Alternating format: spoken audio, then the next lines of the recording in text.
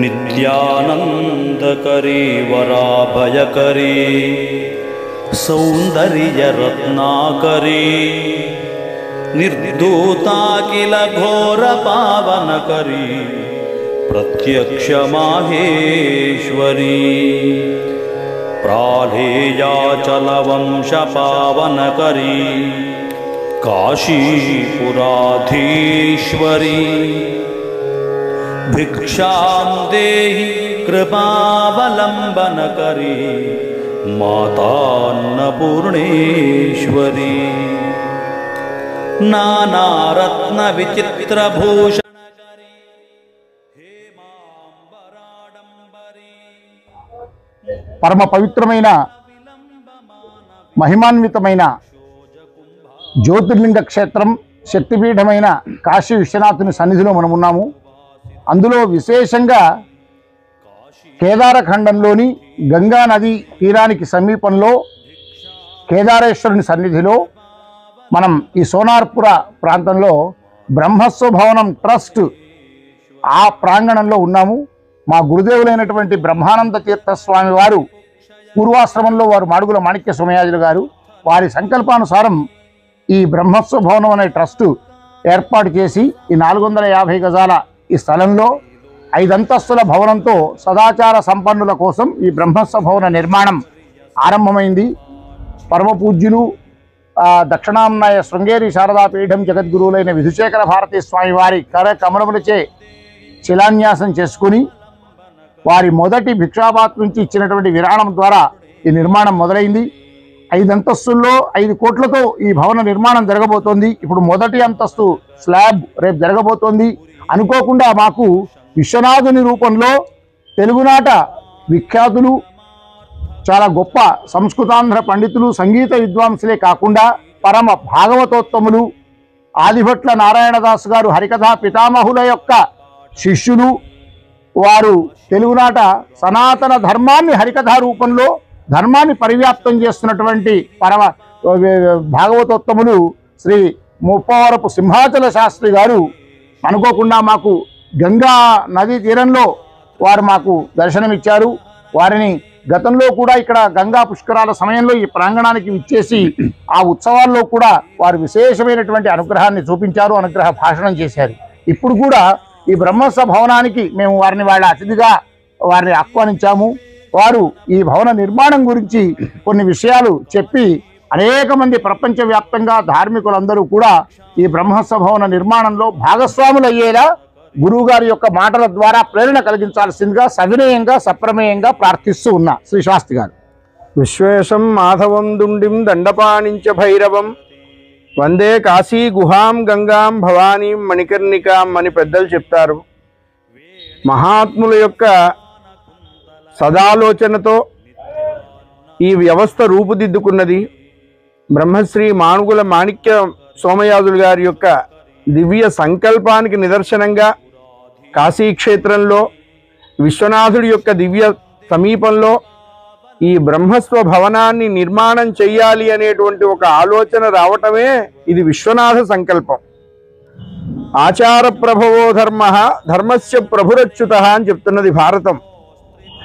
సనాతన ఆచారాన్ని అనుసరించడం, ధర్మాన్ని అనుసరించడమే ధర్మానికి ప్రచారం. ధర్మానికి ప్రచారం లేదు అని చెప్పింది శాస్త్రం. ఎందుకు అని అడిగారు. నీ చేత ప్రచారం చేయించుకునేటువంటి నీచ స్థితిలో ధర్మం ఉండదు నాయన. ధర్మాన్ని ప్రచారం చేస్తే ఉత్కృష్ట స్థితిలో నువ్వు ఉండవు. మరి ధర్మ ప్రచారం అంటే ఏమిటి అన్నారు. ధర్మాన్ని ఆచరించడమే ధర్మ ప్రచారము అన్నారు. అటువంటి ధర్మాన్ని నిరంతరం ఆచరించినటువంటి మహనీయమూర్తి సౌజన్యమూర్తి బ్రహ్మశ్రీ కీర్తిశేషులు మానుగుల మాణిక్య సోమయాజులు గారు తదనంతరం బ్రహ్మానంద తీర్థులుగా ఆశ్రమ స్నామాన్ని ధరించారు. ఇటువంటి మహాక్షేత్రంలో సదాచారాన్ని పాటించి సదాచారాన్ని అనుసరించి సదాచారాన్ని కొనసాగించేటువంటి వాళ్ళకి ఇంత నీడ కల్పించాలి అనేటువంటి వారి యొక్క గొప్ప ఆశయం, ఆ పరిస్థితి కేవలం విశ్వనాథుడు వారి యందు పరిపూర్ణంగా అనుగ్రహించినటువంటి కరుణా వర్షం తప్ప మరొకటి కాదు. లేకపోతే ఎంతమందికి ఆలోచన కలుగుతుందండి ఈ లోకంలో? ఆహితాజ్ఞులు, సోమయాగాదులు చేసినటువంటి వాళ్ళు, ఆచారవంతమైనటువంటి జీవితం గడుపుతూ కాశీకి వచ్చిన తర్వాత కూడా అదే జీవితాన్ని కొనసాగించాలి అనేటువంటి అభిప్రాయం ఉన్నటువంటి వాళ్ళ కోసం 5 అంతస్తులతో ఒక చక్కని ఒక వేదిక, ఇది బ్రహ్మస్వభవనము అన్నారు. ఇంతకంటే ఇంకా వేరే గొప్ప పేరేం లేదు. ఎందుకు అన్నారు? అన్ని ఆచారాలకి మూలమైనటువంటి ధర్మాన్ని కాపాడటం కోసం ఈ భవనాన్ని నిర్మాణం చేయాలి అనేటువంటి ఒక సంకల్పం కలిగింది మాణిక్య సోమయాజులు గారికి. 5 అంతస్తులతో ఈ చక్కటి కార్యక్రమం రూపుదిద్దుకుంటున్నది. కర్త కారయితస్యైవ ప్రేరకస్యనుమోదక అని సత్కార్యానికి ఉపయోగపడ్డ ఒక చిన్న తులసి దళమైనా కూడా అనంతమైనటువంటి ఫలితాన్ని అందిస్తుంది భావితరాలకి. దానం చేయటం వల్ల ఎప్పుడూ దరిద్రం రాదు అని చెప్తున్నది ధర్మశాస్త్రం. అందులో ఈ కాశీ క్షేత్రం లాంటి దివ్య క్షేత్రంలో మాణిక్య సోమయాజులు గారి యొక్క ఆశయాన్ని ప్రతిబింబిస్తూ ఇక్కడ నిర్మింపబడబోతున్నటువంటి ఈ బ్రహ్మస్వ భవనానికి ఉదారులైనటువంటి దాతలే. ఇక్కడ చేసినటువంటి దానమే మనకు శాశ్వతమైన ఆనందాన్ని కలిగిస్తుంది. ఎందుకంటే కాశ్యాంతు మరణాన్ముక్తి అన్నారు. అవిముక్త వారాణసి క్షేత్రం పరమేశ్వరుడు తన ఇచ్ఛ చేత ఈ నగరాన్ని నిర్మించుకున్నటువంటి దివ్య భవ్య ప్రదేశం కాశీ క్షేత్రం. అటువంటి కాశీ క్షేత్రంలో ఈ 5 అంతస్తుల భవనాన్ని నిర్మాణం చేస్తున్నారు వారు. ఆ ట్రస్ట్ సభ్యులందరూ కూడా ఇంటికి ఒక్క పువ్వు కొన ఈసునకయ్యడు మాలలున్ వేయి అని చెప్పారు. భగవంతుడికి ఏం చేసినా మనం దానికి ఇబ్బిడి ముబ్బిడిగా మళ్ళీ ఆయన తిరిగి మనకే ఇస్తాడు. ఓ 2 లక్షలు 2,000 పెట్టి గింజలు కొని భూమిలో జల్లుతున్నాం. 2 లక్షల పంట భూమాత ఇస్తున్నది, ఆవిడ ఉంచుకుంటున్నదా? అట్లాగే సత్కార్యంలో ఉపయోగించినటువంటి ఏ ద్రవ్యమైనా వాళ్ళ వంశాలన్నీ కూడా తరిస్తాయి, అభ్యున్నతి కలుగుతుంది. ఇటువంటి కార్యక్రమానికి యథోచితం అనకూడదు. మనకి ఎంత సౌకర్యం ఉంటే మిగతా అనేక విషయాలకి మనం ద్రవ్యాన్ని ఖర్చు పెడుతూ ఉంటాం. అందుకనే సవ్యమైన విషయానికి ఖర్చు పెట్టినటువంటి ద్రవ్యాన్ని ధనము అన్నారు. దాన్ని అనవసరంగా వినియోగిస్తే దంధనము అన్నారు. మన ధనం ధనంగానే ఉండాలి, దంధనం కాకూడదు. ఆ దంధనం కాకూడదు అంటే బ్రహ్మస్వ భవనంలో మనం కూడా ఒక మూల స్తంభంగా విరాజిల్లాలి. దాతలైనటువంటి వాళ్ళు, వదాన్యులైనటువంటి వాళ్ళు సంపద పరమేశ్వరుడికి ఇస్తేనే. ఇక్కడ విశేషం ఏమిటంటే ఇక్కడ అన్నపూర్ణాదేవి పరమేశ్వరుడికి భిక్ష వేస్తుంటుంది. ఏమిటండి దాని అర్థం అంటే పరమేశ్వరుడు ముష్టివాడును ఆవిడ అన్నం పెడుతున్నదా అన్నారు. కాదురా, ఏ సంపద అయినా ముందర పరమేశ్వరార్పణం అవ్వాలి. పరమేశ్వరుడికి అర్పణ చేసిన తర్వాత అది ప్రసాదం అవుతుంది. అందుకని ఆవిడ పరమేశ్వరుడికి అర్పణ చేస్తున్నది. ఆయన చేతిలోకి తీసుకొని కాశీలో వచ్చిన వాళ్ళందరికీ కూడా ఇస్తున్నారు. అటువంటి మహాపవిత్రమైన ఈ కాశీ క్షేత్రంలో పెద్దలైన దాతలైన వారందరికీ కూడా శిరస్సు వంచి నమస్కరిస్తూ, ఎందుకంటే ఇది మానవ జీవితానికి అత్యంత ఆవశ్యకమైనటువంటి విషయం. ఇంతకంటే మనకేం అవసరం లేదు. మిగతావన్నీ మన కళ్ళ ముందు చూస్తుండగానే కదిలి వెళ్ళిపోతాయి. మనం వెళ్ళిపోయినా మిగిలి ఉండేటువంటి శాశ్వత ఆనందం ఈ కాశీ క్షేత్రంలో నిర్మింపబడుతున్నటువంటి బ్రహ్మస్వ భవనానికి మన వంతు, మన కర్తవ్యం, మన నిష్ఠ, మన విధి ఇది. అంతే, విధిగా మనం చెయ్యాలి. అటువంటి విధిగా దాతలైన వాళ్ళందరూ సహకరించండి. సహకరించడం అంటే ఏమిటన్నారు? మిమ్మల్ని మీరు అప్డేట్ చేసుకోవడం అంతే. మనం ఎంతసేపు వాట్సాప్ అప్డేట్ అయిందా, ఫేస్బుక్ అప్డేట్ అయిందా అని చూస్తుంటాం. మనం అప్డేట్ అయ్యామా లేదా అని చూడం. మనం అప్డేట్ ఎలా అవుతాము? ఇదిగో ఇలాంటి కార్యక్రమాలు చేస్తేనే అప్డేట్ అవుతాం. అప్డేట్ అంటే ఏమిటన్నారు? ఉత్తర జన్మకి ప్రాతిపదికలు వేసుకోవటం, ఉత్తర జన్మకి మెట్లు వేసుకోవటం. అటువంటి ఈ సత్కార్యానికి అందరూ, ఇక్కడే కాదు ప్రపంచంలో ఉన్నటువంటి భారతీయులందరూ, ప్రత్యేకించి తెలుగు వారందరూ, అందులో బాగా ఆస్తిక బుద్ధి ఉన్నటువంటి మహాత్ములందరూ కూడా ఈ కార్యక్రమానికి సహకరించండి. కార్యక్రమానికి వెన్నుదన్నుగా నిలవండి.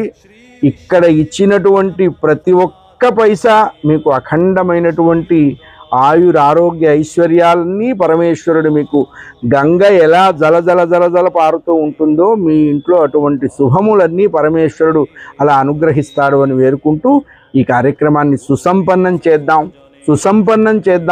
ప్రతి వాళ్ళు తన వంతు కర్తవ్యంగా, తన వంతు విధిగా, తన వంతు నిష్ఠగా భావించి ఈ కార్యక్రమాన్ని సఫలం చేయాల్సిందిగా పెద్దలందరినీ కూడా సవినయంగా ప్రార్థిస్తూ పరమేశ్వరుడి అనుగ్రహం మన యందు ఎల్లవేళలా ఉండి ఈ భవనం అతి త్వరలోనే వారు అనుకున్న స్థాయిలో ప్రకాశించి మన అందరికీ కూడా ఇంత మంచి ఆనందాన్ని కలిగించాలని వేడుకుంటూ హర నమః పార్వతీ పతయే హర హర మహాదేవ హర. బ్రహ్మస్వ భవనం ట్రస్ట్ కేదారఖండంలో ఏదైతే నిర్మాణం అవుతుందో ఈ మహాయజ్ఞంలో మాకు మొదటి నుంచి సహకరిస్తున్నటువంటి వ్యక్తి ఈ కేదారఖండంలో కేదారేశ్వరుడికి సాక్షాత్తు నిత్యం అర్చనలు చేస్తున్నటువంటి ఆ ప్రధాన అర్చకులు బ్రహ్మశ్రీ ధూళిపాల నారాయణ శాస్త్రి గారు. అదేవిధంగా కాశీవాసం చేస్తూ రాష్ట్ర ప్రభుత్వంలో ఇంజనీర్గా పనిచేసి పదవీ విరమణ చేసినటువంటి శివరామకృష్ణ గారు, ఇంకా హర్షవర్ధన్ గారు, వీళ్ళందరూ కూడా మాకు అన్ని విధాలా చేయుతను అందిస్తున్నారు. మా ట్రస్ట్ పక్షాన బ్రహ్మశ్రీ మాడుగుల పురుషోత్తమ శర్మ గారు, మర్మాముల నటరాజ శర్మ గారు, నేను మర్మాముల వెంకటరమణ శర్మ, ఇంకా ట్రస్ట్ సభ్యులందరూ కూడా కలిసి ఈ మహత్తరమైనటువంటి కార్యక్రమాన్ని చేస్తూ ఉన్నాము. ఇప్పుడు మనం ఉన్నది గ్రౌండ్ ఫ్లోర్లో. ఇది సభామంటపము సత్సంగ భవనంగా ఉంటుంది. దాదాపు ఒక 500 మంది కూర్చొని నిరంతరము కూడా భారత, భాగవత, రామాయణ, ఇంకా అనేకమైనటువంటి సత్సంగాలు, పురాణ ప్రవచనాలు నిరంతరం సాగాలి. హరికథ, సంగీత కార్యక్రమాలు ఇవన్నీ నిరంతరం సాగేలా ఇది సభామంటపము. అవకాశం ఉంటే ఇక్కడ ఆహితాగ్నులు, ఇక్కడ తమరు వారంతా కూడా సోమయాగాలు నిర్వహించుకోవడానికి కూడా అనువైనటువంటి ప్రదేశం ఇక్కడ ఏర్పాటు చేస్తాము. 5 అంతస్తుల భవనంలో మొదటి అంతస్తులో కేవలం అన్నప్రసాదం కోసం మడిగా ప్రతి ఒక్కరికి కూడా భోజనం ఏర్పాటు చేసే అన్నప్రసాదశాల మొదటి అంతస్తులో. 2వ అంతస్తులో 100 మంది ఎవరైనా కూడా సదాచార సంపన్నులు ఇక్కడ ధార్మిక కార్యక్రమాలు చేసుకోవడానికి ఇచ్చే వాళ్ళ కోసం ఉచితంగా వసతి సౌకర్యం పురుషులకు స్త్రీలకు వేరువేరుగా డార్మిటరీస్గా 2వ అంతస్తులో ఏర్పాటు చేస్తున్నాం. 3, 4 అంతస్తుల్లో ఒక్కొక్క అంతస్తులో 13 గదుల చొప్పున మొత్తం 26 గదులు 2 అంతస్తుల్లో అన్ని సౌకర్యాలతో 26 గదులను ఏర్పాటు చేస్తున్నాం. ఎవరైనా వదాన్యులు కానీ మిగతా వాళ్ళు కానీ వస్తే వాళ్ళకు ఉచితంగా ఇవ్వడానికి ఆ 2 ఫ్లోర్లు ఉంటాయి. ఆ పైన 4వ ఫ్లోర్లో 5వ ఫ్లోర్లో కేవలం ఆహితాగ్నులు, స్వామీజీలు, నిష్ఠాగరిష్ఠులు, స్వయం పాకంతో కాశీవాసంలో నిష్ఠగా ఉండాలనుకున్నటువంటి వారి కోసం స్వయం పాకం చేసుకునే వ్యవస్థతో విశాలమైనటువంటి గదులు, వాళ్ళకు అనుష్ఠాన యోగ్యమైనటువంటి వసతులను ఏర్పాటు చేస్తున్నాం. ఆ పైన ఉండేటువంటి దాంట్లో హోమాలు చేసుకున్న విశేషమైనటువంటి ఉపాసనా పరులు అనుష్ఠానం చేసుకోవడానికైనా ఆ వసతులు ఏర్పాటు చేస్తున్నాం. మొత్తం మీద ఈ 5 అంతస్తుల్లో సదాచార సంపన్నులకు మడితో భోజనం పెట్టి వాళ్ళు ఉపాసన అనుష్ఠానానికి యోగ్యంగా ఏర్పాటు చేయడమే కాకుండా నిరంతరము సత్సంగాలు జరిగేలా ఈ సభామంటపం ఏర్పాటవుతోంది. ఈ మహత్తరమైన కార్యక్రమం 5 అంతస్తుల్లో దాదాపు 5 కోట్ల రూపాయల ప్రణాళికతో మేము నిర్వహిస్తున్నాము. పెద్దలు గౌరవనీయులు పరమపూజ్యులైనటువంటి శ్రీ శ్రీ శ్రీ సింహాచల శాస్త్రి గురువుగారి వాళ్ళకి ఇచ్చేసి ఈ అనేక విషయాలు తెలియపరిచారు. శివరామకృష్ణ గారు కూడా దీనికి ఈ నిర్మాణానికి సంబంధించి అనేక విషయాలు వారు పర్యవేక్షిస్తున్నారు. ఇలాంటి మహత్తర కార్యక్రమంలో అందరూ భాగస్వాములై ఈ అతి త్వరలోనే బ్రహ్మస్వ భవనం మళ్ళీ శృంగేరి జగద్గురువుల కరకమలములచే వారే అన్నారు, నేను ఇవాళ శిలాన్యాసం చేస్తున్నా, మళ్ళీ కాశీకి వచ్చే వరకు నేనే వచ్చి ప్రారంభిస్తాను వారు సెలవిచ్చారు. వారి కరకమలములచే ఇది ప్రారంభోత్సవమై మొత్తం సమస్త ఆస్తిక సమాజానికి, ప్రపంచంలో ఉండే ధార్మిక సమాజానికి ఎంతో ఉపయోగపడే భవనంగా ఈ బ్రహ్మస్వ భవనం నిలవాలని కోరుకుంటూ, అందుకు మాకు సదా ధర్మనిష్టతో ఈ సేవా కార్యక్రమాలు చేసుకునే భాగ్యాన్ని మాకు కలిగించాలని అన్నపూర్ణ విశాలాక్షి సమేత ఆ విశ్వనాథుణ్ణి, జగద్గురువులను, మహాత్ములందరినీ కూడా ప్రార్థిస్తూ స్వస్తి.